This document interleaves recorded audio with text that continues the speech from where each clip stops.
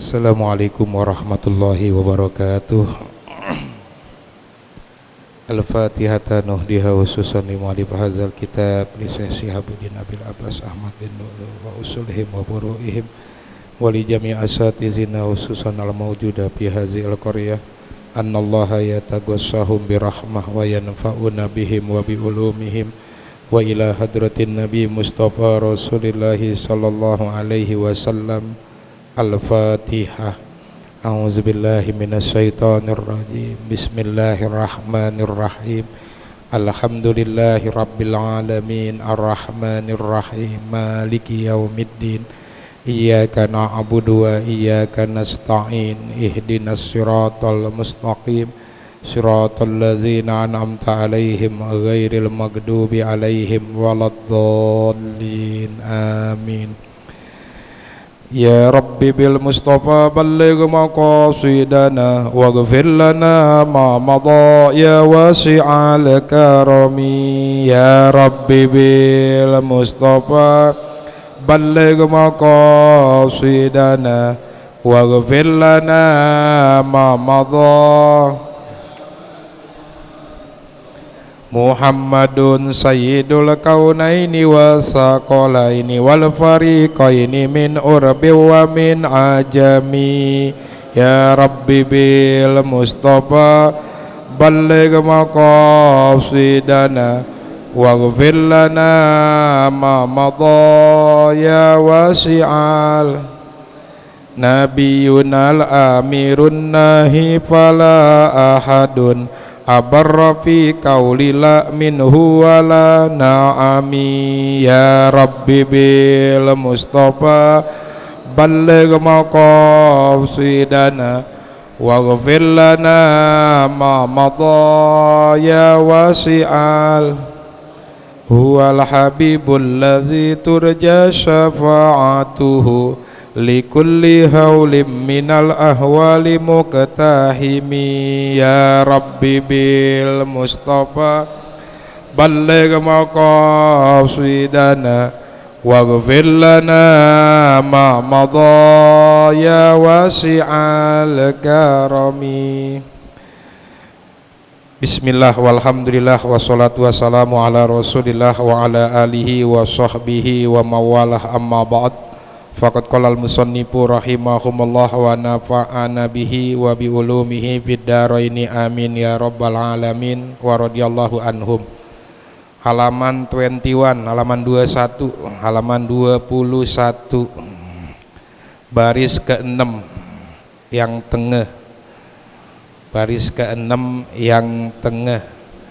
Wala buddha min maqsidin ma'lumin, wala buddha min maqsidin ma'lumin, palau tolaba abikon la ya'rifu maudi'ahu awsa paro abdun wa imro'atun wa jundiyun ma'a sayyidin wa zaujin wa amirin walam ya'rifu al maqsidah lam yaksuru wa in arapuhu qasaru bisartihi ila akhirih. Alhamdulillah kita bisa lanjut lagi pengajian kita, masih menceritakan tentang bab sholat bagi orang yang bepergian jauh. Saya ulang lagi biar menguatkan ingatan kita, dan juga secara globalnya diceritain berkaitan dengan masalah sholat safar, sholat bepergian jauh. Diperbolehkan mengqosor dan menjamak sholat itu kalau perginya itu jarak tempuhnya ada 48 mil, 48 mil Hashimi, tapi mil Hashimi atau dua marhalah. Satu milnya itu ukuran zaman dulu kan belum bertaraf internasional. Satu milnya itu 4.000 langkah kaki onte. Kaki onte ya, bukan onta, kaki onte tuh. 4.000 kaki onte, 4.000 langkah kaki onte. Satu milnya itu kaliin dah 48, jadi 192.000 langkah kaki onte. Tuh, kalau jarak tempuhnya itu ditempuh kalau naik onte itu 192.000 langkah kaki onte, maka bolehlah mengkosor dan menjamak sholat. Cuman kan susah, emang zaman dulu kan kendaraannya onte, bulan jalan onte zaman dulu. Makanya kalau zaman sekarang itu perbedaan ulama masalah berapa kilometer jarak tempuhnya, nah, beda-beda. Itu perbedaan yang saya tahu antara 80 sampai 90. Yang paling minimal nih itu di dalam kitab Halaqatur Rabi'ah halangan Habib Abdurrahman As-Segaf itu 80,640 km. Jadi kalau jarak tempuhnya menurut beliau udah 80,640 km, boleh kosor, boleh jamak. Boleh kosor, boleh jamak. Ada juga yang berpendapat 86, ada yang mengatakan 88 km, ada yang berpendapat 89, dan ada juga berpendapat 90 km. Ini salah satu pendapat Habib Usman bin Agil bin Yahya, Mufti Betawi itu. Kita ambil ini ya, karena ada agilnya di sini. Ada agilnya. Habib Usman bin Agil bin Yahya, Mufti Betawi itu.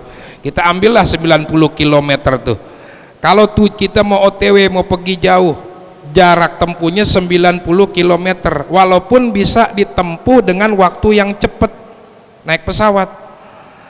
Maka keluar wilayah Jakarta, contohlah kita mau ke Cirebon ya tujuan kita, keluar wilayah Jakarta, walaupun masih di Bekasi, rest area Bekasi, pas zohor boleh kita kosor. Kan Bekasi, kan tujuan kita mau ke Cirebon. Duh, keluar wilayah Jakarta, pas di Bekasi boleh kita kosor, kosor doangan, non jama, berarti sholat zohor 2 rakaat, nanti sholat asar pada waktunya 2 rakaat, boleh. Boleh juga di jamak doangan, zohor dengan asar, jamak takdim. Boleh juga zohor kagak sholat, ntar aja asar sholatnya, namanya jamak takhir. Boleh juga paketan yang paling laku, jamak plus kosor, zohor, asar, dan dikosor juga dua-dua formasinya tuh.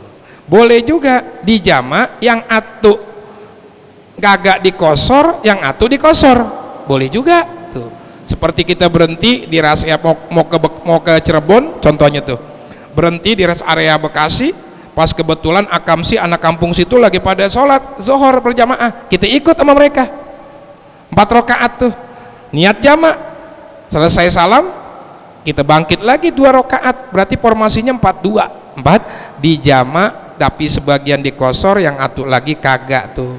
Terus boleh sampai di Cirebon malam Senin contohnya nih, pas di tempat tujuan di lokasi malam Senin kita sampai, maka nginep kita boleh tuh, hari Senin masih boleh jamak kosor, malam Selasa masih boleh, Selasa pagi boleh, malam Rebo masih boleh, Rebo pagi masih boleh, 3 hari itu, malam Kemis boleh, Kemis pagi masih boleh, berakhir di sholat asar di hari Kemis, berakhir tuh, berakhir di hari asar sholat hari Kemis, 4 hari itu, 4 hari di tempat kita nginep tuh boleh kosor jamaah terus. Kalau kita nginep nambah lagi tuh malam kelima, berarti sholat kita normal, nggak boleh kosor, nggak boleh jamaah, walaupun kita lagi di Cirebon tuh, karena udah lebih dari 4 hari.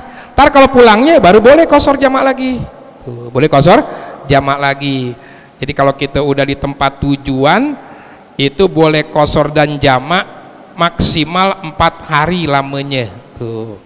Kalau lebih dari 4 hari maka normal lagi, hari kelimanya tuh normal lagi, biasa lagi, sholat biasa, nggak boleh kosor, nggak boleh jamak, ntar pulangnya baru boleh, tapi itu pun dengan tidak ada niat ketika bepergian tersebut, nggak ada niat mau nginep melebihi dari 4 hari.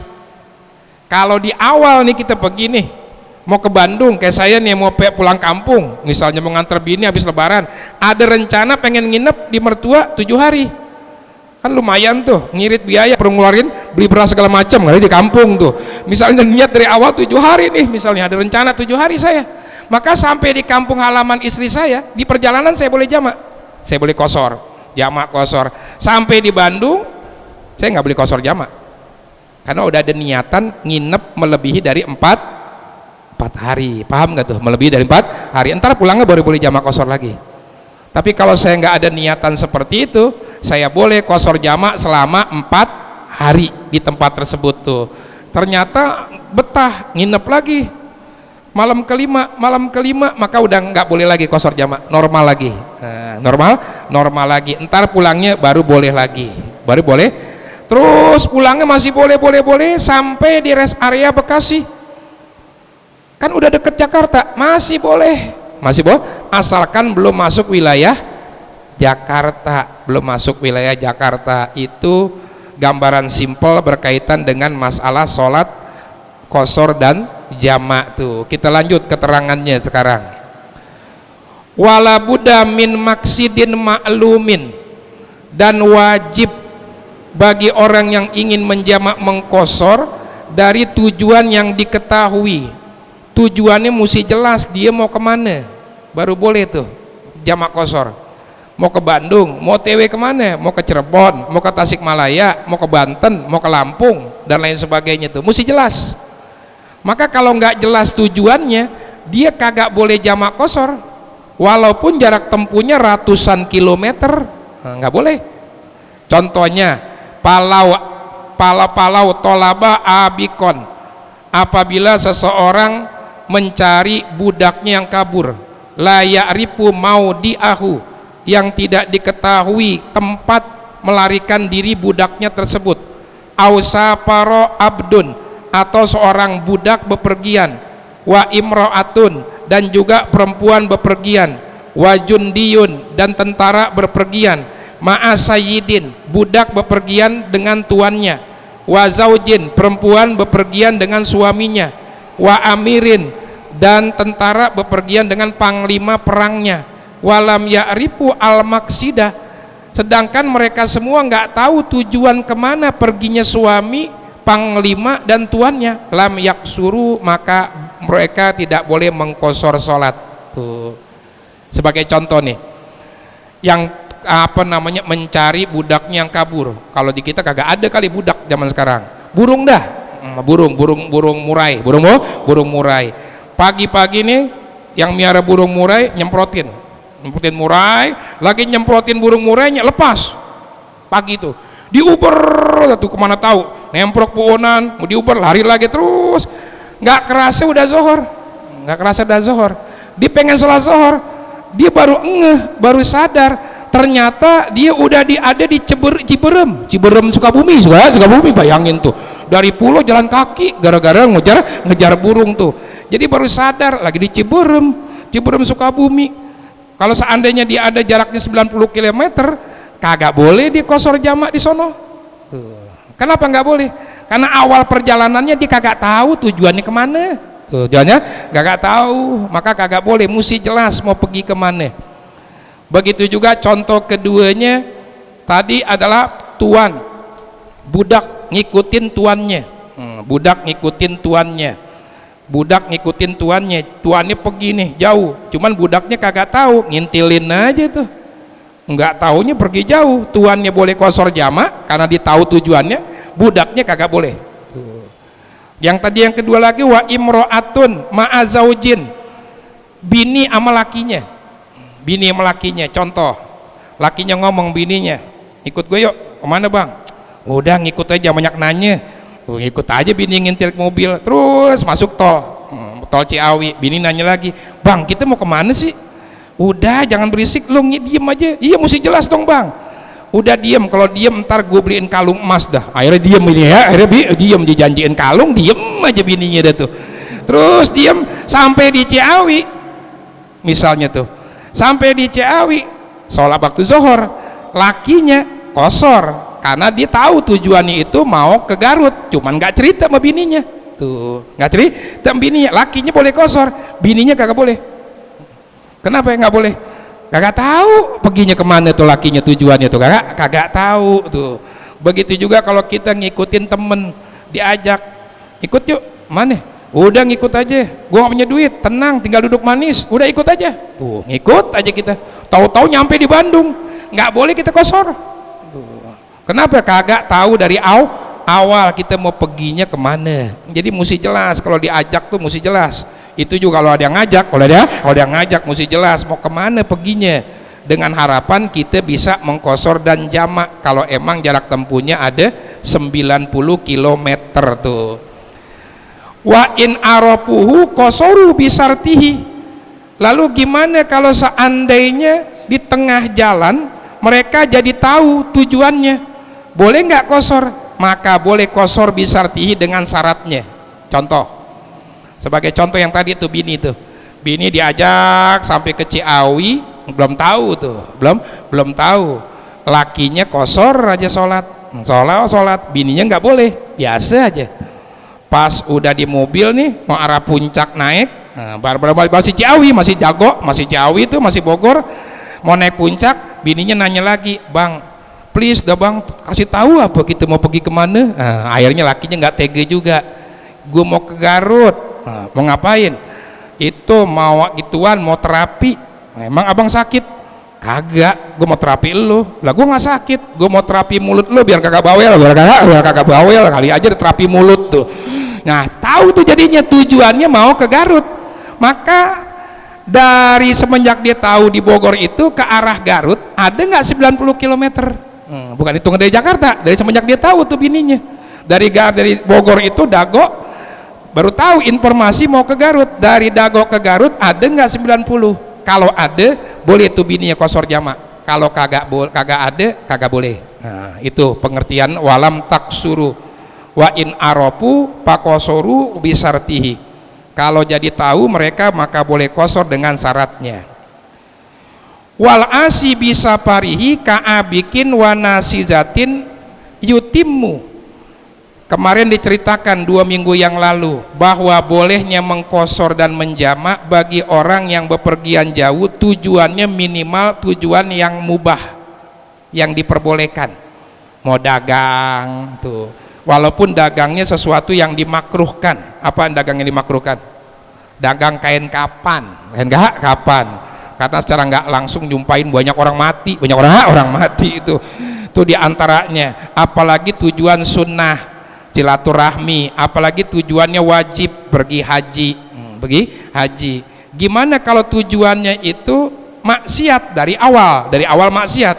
Wal asi bisa parihi, dan adapun orang yang mempunyai tujuan maksiat ketika bepergiannya, ka'abikin seperti orang yang melarikan diri, wanasizatin dan orang perempuan yang nusuz, keluar dari hak sebagai keluar, tidak melakukan kewajiban yang menjadi hak suami, yutimmu, maka dia harus menyempurnakan sholatnya. Sebuah sholatnya harus menyempurnakan sholatnya, nggak boleh kosor, nggak boleh jamak tuh.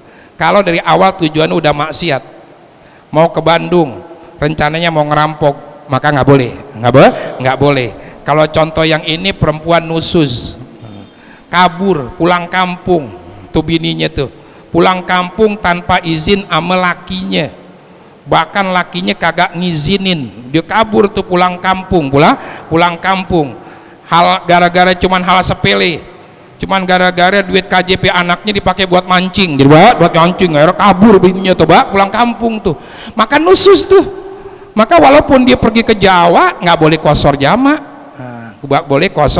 nggak boleh mengkosor dan menjamak tuh. Gimana kalau di tengah-tengah ternyata dia taubat, pas sampai Cirebon tujuannya mau ke Demak misalnya tuh bininya, sampai di Cirebon nelpon bininya, papa maafin mama yuk, nangis dah tuh. Akhirnya suaminya, iya papa maafin, udah pulang kampung aja dah, tapi jangan lama-lama, kalau bisa kalau pulang kampung bawa sekalian surat tanah, iya udah ke Bangku. Maka dari tempat Cirebon sampai ke Demak ada nggak 90 tuh? Kalau ada boleh jamak, kalau nggak ada kagak boleh, karena udah taubat di situ jatuhannya tuh asin bis sapar, bis sapar. Beda kalau asin bis sapar, bermaksiat di tengah jalan, tujuannya mau ngeloper kan kagak maksiat, mau ngeloper tuh ke Bogor, mau ngeloper ke daerah Tasik atau ke Garut tuh, mau ngeloper baju tuh, cuman di tengah jalan kenalan sama cewek di bus kenalan sama cewek, emang udah disengajain tuh, itu mah tetap masih boleh kosor dan jamak karena tujuan awalnya adalah ngeloper, ingin menjual baju, cuman di tengah jalan bermaksiat. Jadi tujuan perginya sesuatu yang mubah tuh. Summa ingkana lil baladi suwarun qasara bi mujarradi mujawazatihi sawaun kana kharijahu amaratun amla.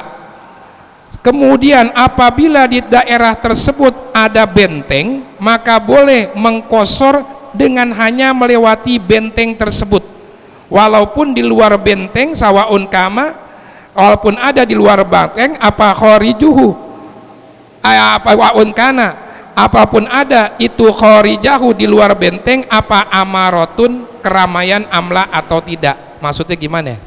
Ini tolak ukur zaman dulu ya. Kalau zaman dulu ini Kampung Pulo ini seandainya RW 05 dibentengin, pondasiin tuh, dibentengin semua untuk membedakan dengan wilayah sebelahnya RW 06 dan lain sebagainya tuh. Maka kalau kita pengen pergi ke Bandung atau ke Tasik dan lain sebagainya, cukup ngeliwat benteng itu udah boleh kosor jamak. Kan nggak ada, tapi kagak, cuman di kita kagak ada bentengnya, makanya bikin benteng begitu bentengin tuh untuk membedakan wilayah tuh. Maka boleh tuh keluar dari benteng tersebut, maka boleh kita mengkosor walaupun di luar benteng itu masih banyak amaroh, keramaian, artinya masih banyak bangunan-bangunan, cuman RW beda tuh. Amla, walau apalagi nggak ada, cuma rawa-rawa atau kebun atau kuburan tuh, maka ngeliwat benteng itu boleh. Wa in lam yakun lahu suwarun, kalau memang tidak ada di tempat tersebut suar, benteng, pamimujawazatil imrona, maka hanya melewati keramaian, kullihi tegasnya seluruhnya keramaian. Kalau seandainya nggak dibentengin, maka ngelewatin keramaian. Ini di kampung ya, kebanyakan kejadian ini banyak tuh. Tuh kampung nih, satu kampung bloknya nih, selama kita ada tujuan mau pergi, jarak tempuhnya itu ada 90 km, maka boleh mulai start kosor dan jamak kalau udah ngelewatin semua perkampungan itu, perumahan tersebut. Kalau udah perumahannya udah dilewatin, udah daerah ngeblong, lapangan dan lain sebagainya, maka udah boleh dia kosor jamak. Nah, kosor jamak tuh. Wala yustaratu mujawazatul mazari'i wal basanin wal makobir, dan kagak disyaratkan harus ngelewatin persawahan, kebun dan juga kuburan. Ini tolak ukurnya kalau di Jakarta itu ulama kita kebanyakan ngelewat keluar wilayah Jakarta. Nah, wilayah Jakarta tuh kita tujuan Bandung, tujuan Cirebon, tujuan Banten, keluar wilayah Jakarta, asalkan tujuan kita ada 90 km udah boleh tuh. Mau ke Bandung, maka masuk wilayah Cibinong, masuk wilayah Cimanggis, udah Depok dan sekitarnya udah boleh kosor jamak di situ. Karena tujuan kita ke sono, tujuannya. Kalau tujuan kita mau ke Banten, maka masuk wilayah Tangerang udah boleh kosor dan jamak. Nah, tuh kosor dan jamak tuh. Kalau wilayah Jakarta, tapi kalau di perkampungan biasanya lebih simpel dia. Tuh, lebih simpel. Ngelewatin kampung aja udah boleh. Ngelewatin kampung udah boleh. Kampungnya berbeda udah boleh, karena setiap perkampungan di daerah itu ada gapura. Ada gapura semacam benteng, ngambil patokan di situ ulama itu kan ada tuh biasanya kampung ano dan lain sebagainya tuh. Keluar kampung udah boleh. Dulu sering praktekin tuh waktu di Bandung, termasuk Purwakarta, Cianjur, ketika masih mukim di sono gitu tuh, keluar mau pulang ke Jakarta, OTW Jakarta, udah keluar kampung dari pesantren, udah kosor jamak aja, udah kosor jamak. Kalau di daerah, kalau di kita kebanyakan ngambilnya guru-guru kita itu keluar wilayah Jakarta tuh. Selanjutnya, wal muqimu fis sohrai yaksuru bimuparokati hiyami kaumihi. Adapun orang yang bermukim di daerah yang kosong, sohro, di lapangan, boleh mengkosor dengan berpisah semenjak berpisah dari kemah-kemah kaumnya. Ini bagi kaum-kaum yang tinggal di kemah-kemah, kayak di Arab kan begitu, badui-badui itu tinggal di kemah-kemah, tujuan dia ingin ke suatu tempat, ke kota Madinah, ternyata ada 90 km, cukup ngelewatin kemah penduduknya, udah boleh kosor dia. Nah, udah boleh kosor karena tujuannya ada 90 kilometer tuh. Selanjutnya summa izantahas safaru atamma, kemudian apabila berakhir perjalanan tersebut maka wajib menyempurnakan sholat kembali. Berakhirnya perjalanan ini yang harus menyempurnakan sholat kembali, tidak boleh kosor dan jamak.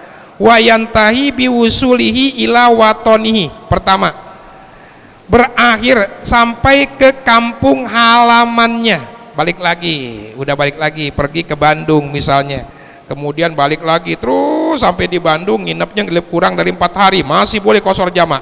Balik ke Jakarta lagi terus sampai masuk wilayah Jakarta, udah nggak boleh lagi kosor jamak. Ila watonihi itu berakhir di perjalanannya. Au biniyati iqamati arba'ati ayyamin ghairi yaumid duhuli wal khuruj, atau dengan niat bermukim 4 hari 4 malam selain hari ketika pergi dan kembalinya. Ketika pergi dan kembalinya, misalnya pergi hari Minggu, berangkat nih, berangkat hari Minggu, contohnya ke Cirebon, berangkat hari Minggu tuh, malam Senin nyampe, maka nginep di situ 4 hari, udah ada niat, nginep 4 hari atau lebih dari 4 hari, maka ketika di tempat tersebut, di Cirebon tersebut, tidak boleh mengkosor dan menjamak. Mengkosor karena udah niat melebihi 4 hari itu, kecuali pulangnya baru boleh lagi. Makanya bahasanya ghairi yaumid dukhuli wal khuruj, selain hari ketika dia datang dan ketika dia kembali baru boleh kosor jamak lagi tuh. Jadi selama di tempat tujuan aja kagak boleh kosor jamak karena niatnya melebihi 4 hari dia nginep tuh. Au binafsil iqamah wa illam yanwiha, atau dengan bermukim itu sendiri walaupun nggak niat 4 hari 4 malam. Atau mau ke Cirebon nih, ente mau nginep nggak? Ana aja rencana pengen mukim aja di sono. Nggak ada niat 4 hari, niatnya mukim aja di sono udah. Maka sampai di Cirebon nggak boleh kosor jamak. Nggak boleh kosor jamak walaupun ternyata dia tujuannya cuma 2 hari nginepnya, nggak boleh. Baliknya baru boleh. Baliknya baru boleh lagi. Makanya intinya kalau kita mau kemana-mana di tempat tujuan kita, boleh itu kosor jamak, masih dibolehin kosor, asal jangan lebih 4 hari, jangan direncanain nginep lebih dari 4 hari, itu aja jangan direncanain tuh. Pamata akoma arba'ata ayamin ghairi yaumid duhuli wal khuruji atamah, maka di mana-mana seseorang bermukim 4 hari selain hari ketika pergi dan kembali, maka harus menyempurnakan sholatnya kembali. Wajib tuh. Ini dari awal nih, berangkat ke Cirebon nggak ada niat pengen 4 hari nginepnya, nggak ada 4 hari itu. Kemudian sampai di TKP, di tempat lokasi, tempat yang kita tuju tuh, kita nginep sehari masih boleh, 2 hari masih boleh kosor jamak, 3 hari masih boleh. Maka 4 hari, hari terakhir tuh masuk ke malam yang kelima udah nggak boleh, udah nggak boleh. Allahumma ya Allah illa ayyuki mali hajatin yatawaqqa'u najazaha, kecuali kalau ada kebutuhan, dia nginepnya lama lebih dari 4 hari, cuman ada kebutuhan yang membutuhkan suksesnya terrealisasikan najas itu, selesainya kebutuhan itu lebih dari 4 hari. Wayanwil irtihala, kemudian dia niat untuk kembali kalau udah selesai urusannya. Izan kodot, apabila telah selesai urusan tersebut, maka fa innahu yaksuru ila sama niata asaro yauman, boleh mengkosor sampai 18 hari. 18 hari. Nih contoh, ngeloper orang Pulau, ngeloper contohnya ke daerah Cirebon, Cirebon ke pasar daerah Cirebon, datang hari Minggu, datang pas malam Senin tuh, udah Senin dimasukin baju-baju ke toko-toko tuh, kata tukang penjaganya punya toko, besok dah ya tungguin duitnya, ditungguin, nginep di hotel 2 hari, ditungguin 3 hari, 4 hari ditungguin, kan maksimal 4 hari tuh, ternyata saksok mulu, tarsok mulu, ditungguin terus karena pulangnya Ini baju orang dibawa ngeloper, takutnya dimarahin, nggak nyetor sama bosnya. Akhirnya tungguin terus sampai 10 hari 12 hari belum dibayar juga. Boleh terus kosor tuh, karena belum selesai urusannya. Belum selesai sampai berapa hari? Sampai 18 hari tuh, 18 hari sampai 18 hari. Kalau udah 18 hari ternyata belum selesai juga, maka hari ke-19 normal lagi sholatnya, nggak boleh kosor jamak, kecuali kalau kembali lagi ke Jakarta tuh. Jadi kalau dalam kondisi nggak ada dinas, hanya 4 hari di tempat tujuan kita boleh kosor dan jamak. Tapi kalau dalam rangka dinas yang tidak diketahui selesai pekerjaannya, diperbolehkan maksimal 18 hari. 18 hari. Fa in ta'akharat anha atamma, apabila mundur dari 18 hari maka sempurnakan. Ternyata 18 hari lebih belum selesai juga, maka normal lagi sholatnya, nggak boleh kosor, nggak boleh jamak. Wasawaul jihad wa ghairihi, itu nggak ada bedanya apakah tugasnya itu perang ataupun selain perang. Pergi tuh berperang, ternyata nggak nyangka lebih dari 10 hari belum selesai juga tuh peperangan, maka boleh sampai 18 hari. Ternyata 18 hari belum selesai juga, maka hari ke-19 normal lagi sholatnya, walaupun kondisinya tujuan dinasnya adalah perang. Tetap nggak boleh normal lagi tuh kalau melebihi 18 hari tuh. Walau wasola maksidahu, apabila seseorang telah sampai di tempat tujuannya, fa innawal iqamatal muassirata atamma, apabila di awal dia berniat bermukim yang efisien, yaitu 4 hari 4 malam, maka wajib disempurnakan sholatnya. Ngulang lagi nih kayak tadi itu.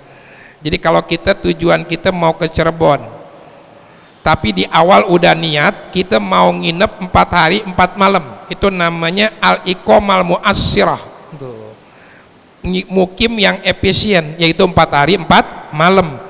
Maka atama, sampai di tempat tujuan sholatnya nggak boleh kosor dan jamak, karena niat kita nginep 4 hari 4 malam minimal, apalagi lebih dari 4 hari 4 malam tuh. Wa illa kosoro ila arbaati ayamin, tapi kalau nggak ada niatan buat bermukim lebih dari 4 hari 4 malam, maka boleh kosor di tempat tujuan sampai 4 hari lamanya. Ternyata nginep lagi sehari, maka hari kelima harus sempurnain sholatnya tuh. Au sama niata asaro, atau boleh sampai 18 kayak yang tadi tuh, intawaqqa hajatuhu kulla waqtin, kalau membutuhkan kebutuhannya di setiap waktu.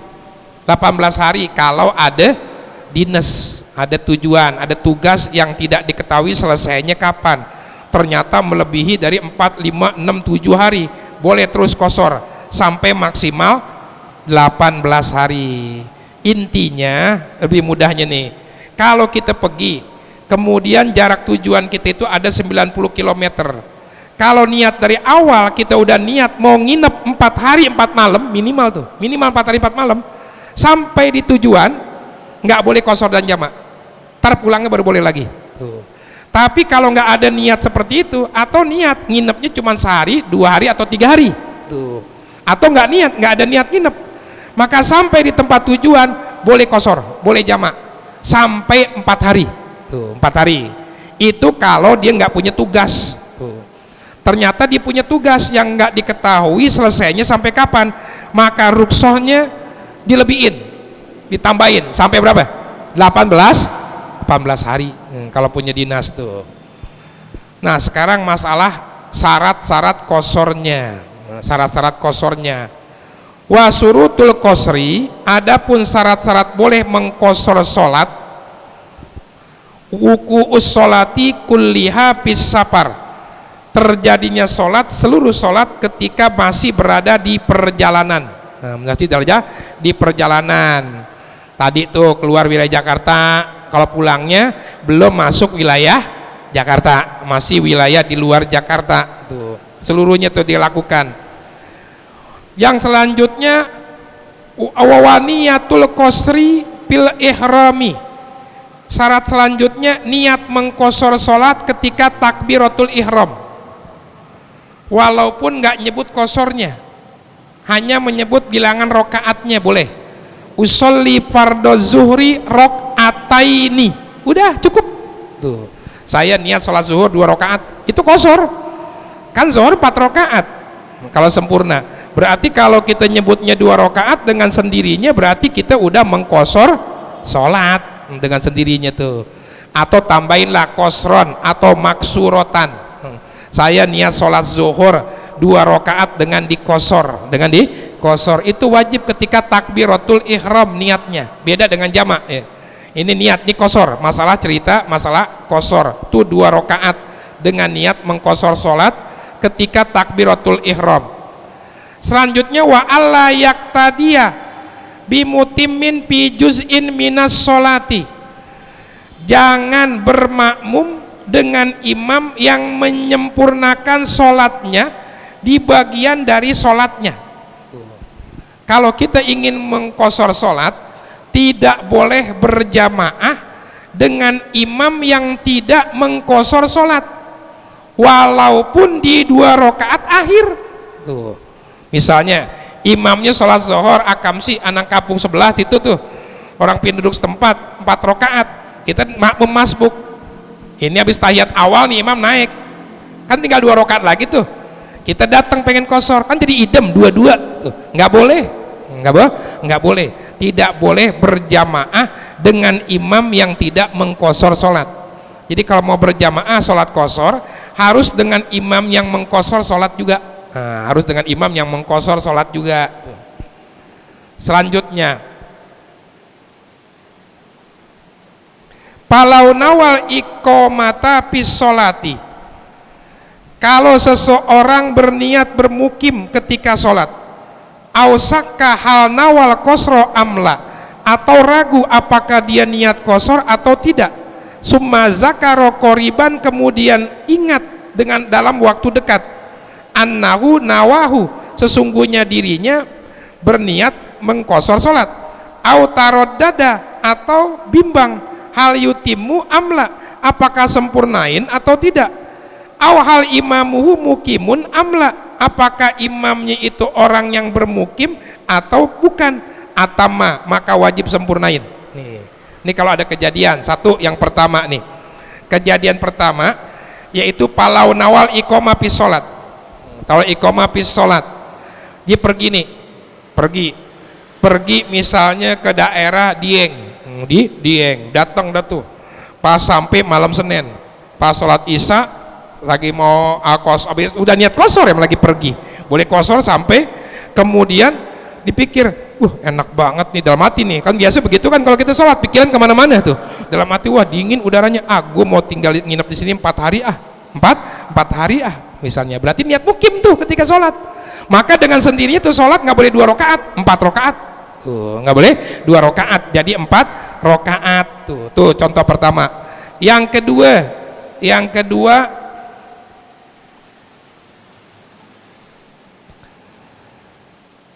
ausakka hal nawal kosro amla, ragu-ragu pada 1 rakaat pertama dia ragu, atau rakaat kedua, gue tadi niat kosor nggak ya, kemudian niat kosor nggak ya, nah, ragu-ragu, summa zakaro koriban, kemudian ingat bahwa annahu nawahu, bahwa dia niat kosor, oh iya gue niat kosor tadi, tetap nggak boleh sholatnya kosor, 4 rakaat wajib, nggak batal, nggak lanjut aja sholatnya, tapi 4 rakaat kalau ragu-ragu tuh.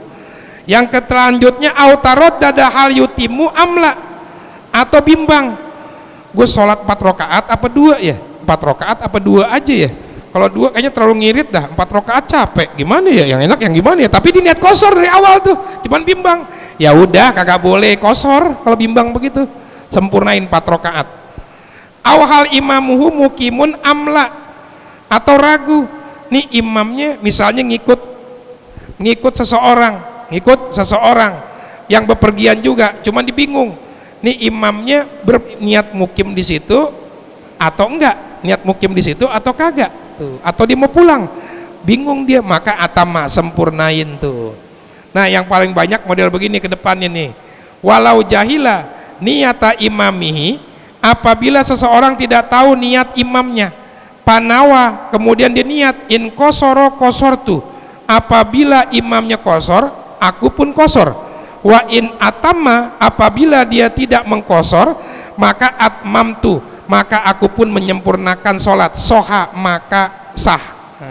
Wa in kosoro kosoro, apabila imam mengkosor maka dia pun kosor, wa in atama atama, kalau nyempurnain ya dia juga nyempurnain. Nah ini kayak gini nih, kita pergi sama pimpinan rombongan kagak ngasih tahu, langsung sholat aja Allahu Akbar, maka makmumnya nggak boleh kosor, karena kagak tahu imamnya kosor apa kagak, ragu itu, nggak boleh ikut kosor, nggak boleh, harus sempurnain walaupun ternyata imamnya kosor, kagak boleh kita nambahin 2 rakaat, nambahin 2 rakaat, nyempurnain, kagak boleh, karena kita kagak tahu imamnya itu kosor apa kagak, walaupun perginya bareng kita. Tuh.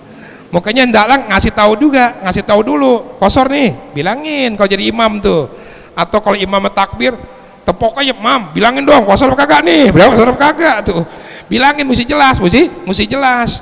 Tapi kalau udah terlanjur takbiratul ihram imamnya, Allahu Akbar, kita bingung nih imam kosor apa kagak sih, maka kalau bingung model begitu kita nggak boleh kosor. Boleh kosor tapi dengan niat menggantungkan niat, kayak main-main tuh, misalnya Allah usolli fardhu zuhri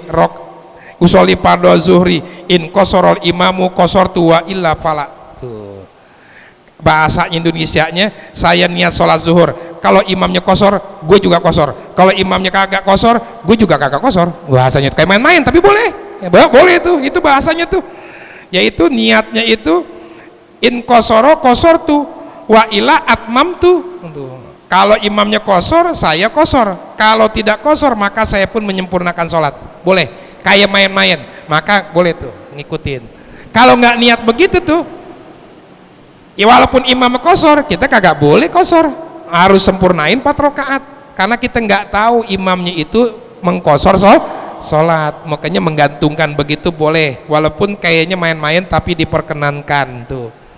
Selanjutnya ini selesai masalah syarat kosor. Jadi begitu, ketika kita pergi-pergian boleh kita sholat kosor doangan, non jamak. Non jamak, kosor aja, zuhur pada waktunya 2 rakaat, asar 2 rakaat pada waktunya, kemudian isya pada waktunya 2 rakaat. Nah, walaupun nggak pakai di jamak, asal syaratnya kayak tadi tuh, niatnya kosornya ketika takbiratul ihram. Kalau berjamaah jangan kepada pada imam yang sholatnya tidak dikosor, harus makmumnya kosor, imamnya juga kosor tuh. Lebih utama mana, mengkosor sholat atau tidak mengkosor sholat? Tergantung jaraknya. Kalau jaraknya 2 marhalah lebih utama tidak dikosor, cuma sekedar 90-100 km lebih utama nggak dikosor. Tapi kalau udah 3 marhalah maka utamanya dikosor, karena Imam Abu Hanifah mewajibkan kosor ketika jarak tempuhnya ada 3 marhalah. Maka Imam Syafi'i ngambil jalan tengah, hurujan minal khilaf, untuk keluar dari perbedaan pendapat Imam Abu Hanifah ini, maka diambillah keutamaan mengkosor ketika berada di jarak yang diwajibkan oleh Imam Abu Hanifah mengkosor sholat. Kalau menurut kita lebih sunnah, lebih utama tuh. Berapa 3 marhalah? Kalau 90 km itu 2 marhalah, berarti 1 marhalahnya 45 km, tinggal tambahin aja 90 tambah 45, 135 km. Jadi kurang lebih tuh, kalau jarak tempuhnya ada 135 km, lebih utama mengkosor sholat. Nah, lebih utama mengkosor sholat. Kalau Imam Abu Hanifah mewajibkan, berarti kalau nggak kosor dosa tuh.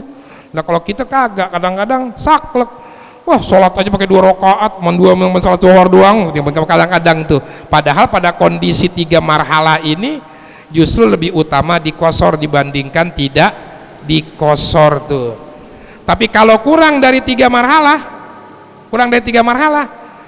cuma 90-100 km, lebih utama tidak dikosor. kecuali bagi orang yang kagak demen kosor. Misalnya nih, saya jalan Maak nama Ishak, saya jalan Ishak, kemudian rencananya pengen ke Bandung, jaraknya cuma 100 km, kemudian saya kosor karena saya demen kosor, saya demen kosor, buat saya lebih utama nggak kosor.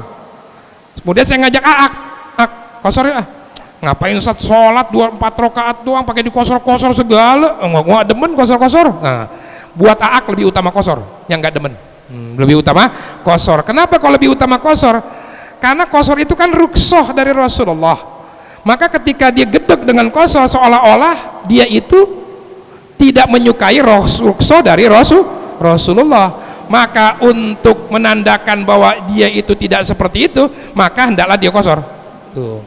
Jadi kalau kita jalan bareng, yang atu demen kosor, yang atu nggak demen kosor, justru yang demen kosor lebih utama nggak kosor, yang kagak demen kosor lebih utama kosor. Jadi enaknya gimana? Kita nggak demen kosor aja ya, biar utamanya juga kosor tuh. Itu kalau jarak 135 kilo ke bawah. Kalau udah 135 kilo ke atas, lebih utama kosor. Keluar perbedaan pendapat dari Imam Abu Hanifah tuh. Itu masalah kosor sholat. Kemudian kedepannya masalah jamak baru. Wa yajuzu, dan boleh apa al jam'u baina zuhri wal asri, menggabungkan antara sholat zuhur dan sholat asar pi wakti ahadihima, di waktu salah satu dari keduanya. Kalau sholat asar dikerjakan di waktu zuhur namanya jamak takdim, kalau sholat zuhur dikerjakan di waktu asar namanya jamak takhir. Wa bainal maghribi wal isya'i kazalika, begitu pula antara sholat maghrib dan sholat isya demikian pula. Kalau sholatnya di waktu maghrib, isya'nya berarti jamak takdim. Kalau maghribnya di waktu isya namanya jamak takhir. Fi kulli safarin tuksoru sholatu pihi, di setiap perjalanan yang boleh mengkosor sholat di dalam perjalanan tersebut. Jadi syaratnya sama kosor tuh, cuman syarat-syarat sholatnya beda. Nanti kita lanjut pada kesempatan yang akan datang. Wallahu a'lam bissawab. Al-Fatihah. A'udzubillahi minasyaitonirrajim. Bismillahirrahmanirrahim.